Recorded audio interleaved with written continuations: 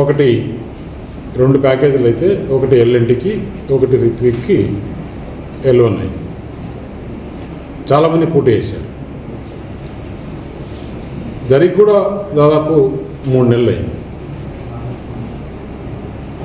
రిత్విక్ ప్రాజెక్ట్స్లో నేను డైరెక్టర్ కాదు, నేను మేనేజ్మెంట్లో లేను. కేటీఆర్ ప్రభుత్వంలో ఉన్నాడు 10 సంవత్సరాలు. 1660 కోట్ల రూపాయలు నామినేషన్లో వర్క్ ఇస్తారా ఇవ్వరా అనే నామ్స్ కూడా తెలియని అజ్ఞానే.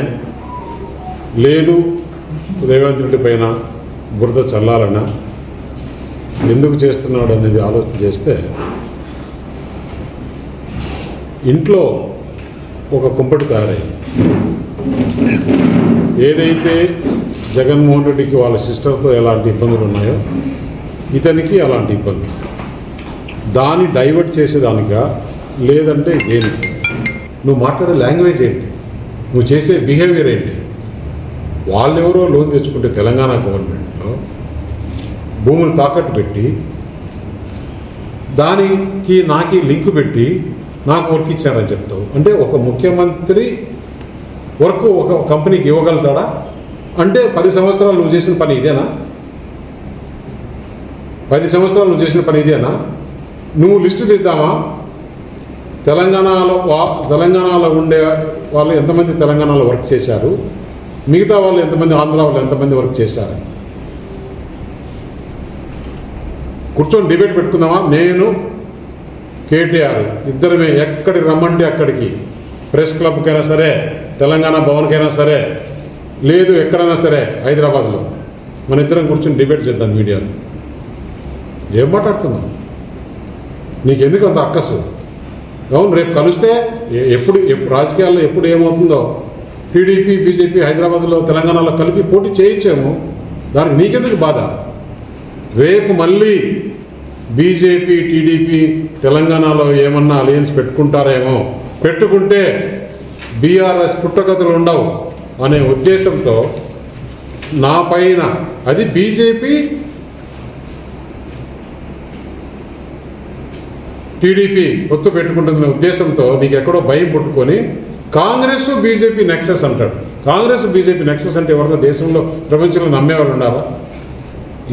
ఇన్ని వర్కులు నీ ఇష్టంతో నువ్వు ఎవరనుకుంటే వాళ్ళకి ఇచ్చేసావా?